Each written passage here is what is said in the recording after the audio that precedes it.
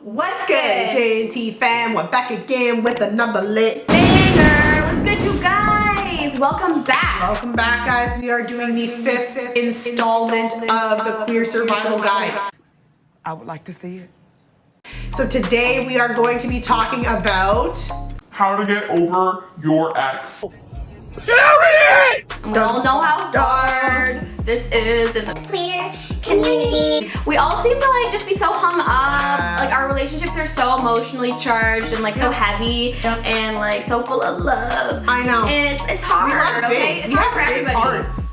Yeah, we do, and we sacrifice a lot for our relationships, and therefore it is hard to get over. We've all been there. I've literally been crying in the corner like, boo-hoo over people.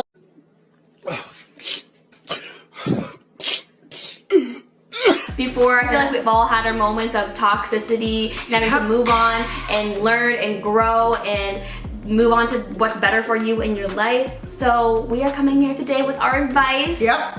We are not the gurus of life here. This is just like our experience. Yeah. And yeah, so we're gonna share some tips. All right. And talk about them. So let's get into What's the first one? Okay. Okay, so the first one would be investing in some self-care and prioritizing yourself. So like, honestly, this is really important because like, a lot of people leave relationships feeling pretty broken and feeling like, you know, that they might lose part of themselves and they might have not been prioritizing themselves properly, taking care of themselves properly. And it's really easy when you're really sad and like feeling like depressed about like a breakup to just like stop caring for yourself, and that just like puts you into deeper into the pit. Like you need to pull yourself out of the pit, and like a good way to do that is to just like care about yourself. Like you're worth it, right? So it's like, you know, maybe going out, and if you've been really like wanting something like some new clothes or like something to take care of yourself, like going to the spa, like something random like that. Like if there's something you've been wanting, you're like, oh no, I shouldn't. Like maybe now's the time to just like pull yourself out of that pit by caring about yourself and like going and doing something you really wanted to do, or getting yourself that new book, even just like having a night where you stay in and like pamper yourself and just taking care of your body. Like making yourself some good food, healthy food, like something that will like nourish your body, like not just like getting takeout or eating cereal because you're depressed on the couch. Like, you know, taking the time to say, you know what, you're worth it as a human, whether you have this person or not. And it's like you have to keep going. The sun will set and rise each day, and you only have like this one vessel. So it's like taking care of like your spirit and your body and making sure that like you're cared for because you matter, and like knowing that even if you don't feel like it in the moment, you do. Like taking the time to do all these things will make you feel so much better in the long run. I agree. This one's huge because everybody actually, straight people, gay people, everyone fall into this trap. Cut off all communication with them. Do not do this back and forth of you're texting and you're dragging it out. It's like still fighting. In order for you to move on and get over the person, you need them to actually be cut out of your life, okay? I mean, I know there's certain situations where they can't be cut out of your life, exhibit A, where obviously I share kids with the person, but there's a lot of situations where you can actually cut that person out of your life, and there's no need for you to be texting them the next day, asking them how their day was, okay? Like, we're not going backwards here. Queer people, we're going forwards. We're moving forwards, and we're not gonna put ourselves in unnecessary distress. I know that's right. Because all that's gonna happen is you're going to be stuck in this pit of, should I still leave them? Should I not? You're thinking of what could have been, and it's just so not healthy for your mental health to be stuck in that like toxic mind space when you've freshly broken up with someone. Like there's no way to fully get over them unless it's a clean break. Yeah, and I think too, like it's very like tempting for us to like want to be friends with our like exes and whatever. And but here's the thing, you can absolutely be friends with your ex, but you can't, not right away. No. It's like, it's not the time to try to build a friendship when you're just breaking up a relationship, because the lines are gonna get blurred, right? Like they're gonna get blurred, and that's how we, like all like lesbians and like queer people end up in that weird situation where they're kind of like your ex but still your girlfriend at the same time. And it's not, you need to take the time to like figure out what went wrong, figure yourself out and like take the time to heal first before you try to grow a new friendship. Like you have to make sure that your feelings and everything are done. It's all been resolved. Yeah. Before you can just like be like, I'm gonna snap my fingers and switch to a friendship now and we're still gonna be best friends and talk all day long. It's not going to happen. You're still gonna have feelings and you're not gonna be able to like move on properly if you do that. So you have to wait, work on yourself, and then try that after. But yeah, the main point of that was to cut off communication and like not stalk them on social media. Like block them if you have to. You seriously, like it's not healthy. It's not healthy to look at them or to look at the friends that might be in. They might be in a picture of and see what they're doing. Like who they're talking to. No, they're talking to someone new. No, not the time. The time is for you to get your mental right. It's about you, boo, not them. Next one is don't beat yourself up. This kind of goes into like self-care, like the mentality of it, but it's really important. Like at the end of the day, whether you did something that you believe is wrong or they did or whatever, like the reality of it is it took both of you to get to the situation you were in. You guys both, like it just didn't work out. And a lot of times in relationships, it's not about anything that you did or your character as much as it's about like that you guys just were not the right people for each other. Yeah. Or the reality of it is everyone hurts everyone, and it's like who's worth fighting for and like making it work and like could you have the skills to like work through it or not. Like you can't just go and like dwell on it and like beat yourself up and be like I was a horrible partner, this, that, and the other thing. Like people have a really easy way, especially when you care about them, into like guilting you into believing that you're a horrible person and you ruined their life, you broke their heart. Like relationships are complicated and everybody hurts everybody. Yeah. Even when you're in the most beautiful, amazing relationship, like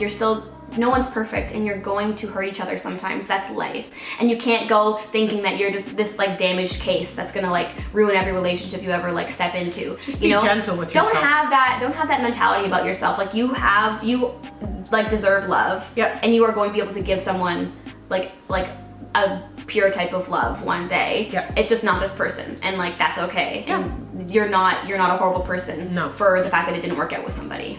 No. And that's that on that. That's that on All right, so this is like another really big one. It's making sure that you're surrounding yourself with your family and friends, the people that are going to support you, that are going to lift you up, that are going to make you feel better about the situation, about yourself, and they're going to be in your corner. I think when you go through a breakup, sometimes people view it as like a little bit of a failure and they get really down on themselves.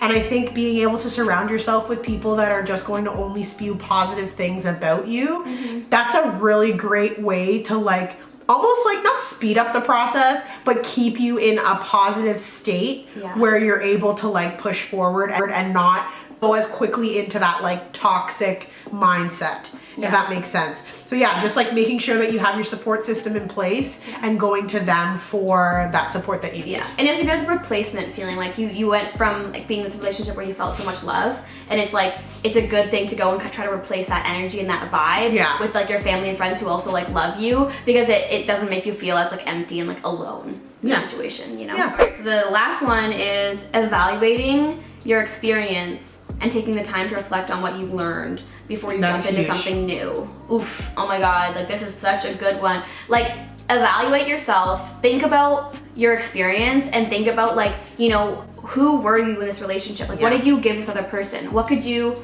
do better? What could they do better? What were the qualities you saw about them that like didn't make them a standout, like ride or die, like end game partner for you? Because you have to start thinking about like, who are you as a person? You know, how would somebody be complimentary to you? Like we realized that when being with each other that like we are very complimentary in like so many ways, and I didn't even like really think about a lot of those things before being with you, and now I'm like, oh my god, like it's because we've learned it along the way. Yeah, and it's like, you know, you have those, you definitely have people that you could vibe with and that you could live with and all these other things you could parent with, and there's other people you could never do that with just because of who they are as a human and the contrary beliefs and like values that you hold, right? So it's like thinking about those things and thinking about what kind of person would work with me, like with who I am, like, and also like how can I compromise better, and like where did I kind of go wrong, like when you're ready, you know, like not in beating yourself up, but like everyone has to learn and grow. Well, and I think that it's like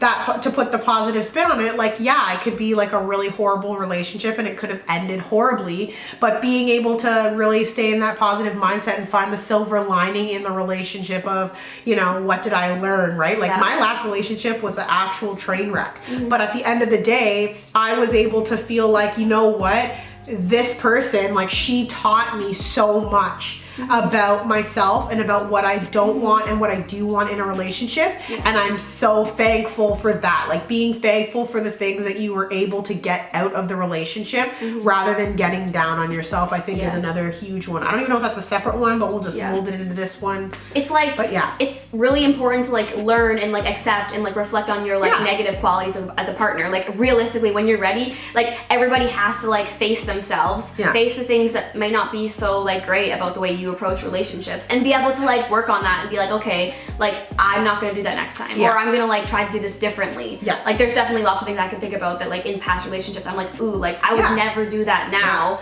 But it's like, that was my immature like personality that hadn't been developed yet, and had I not been through those experiences, I probably would have never learned how to do that. And so I thank those people for like walking me through that, even if it was painful and terrible, you know what I mean? So like, at the end of the day, it's like the best thing you can take out of it, if nothing else, is so much experience that you get to like give to the new person that like will walk into your life eventually. You get to like take that with you and like give them a better version and better like experience of yourself, you know? So like, I think that's important. And not waste any more time with people that you might have wasted your time on in the past, but now you're just like, yeah, that's a no-go for me now. So it's like, you're not gonna waste your time anymore with people that are just gonna hurt you in the end again, right? Anyways, guys, that is the last tip that we have for you. If there's other tips that anybody else has, drop down in the comments, write those out so that it can be like a community. We can all learn from each other. If you haven't already, like, comment, and subscribe. Hit the bell so you know we're dropping more bangers. And thank you guys so much for coming along and listening to this series. We're having a lot of fun doing it. And that's it. I guess that's it for the video today, guys. We'll see you in the next video. Bye.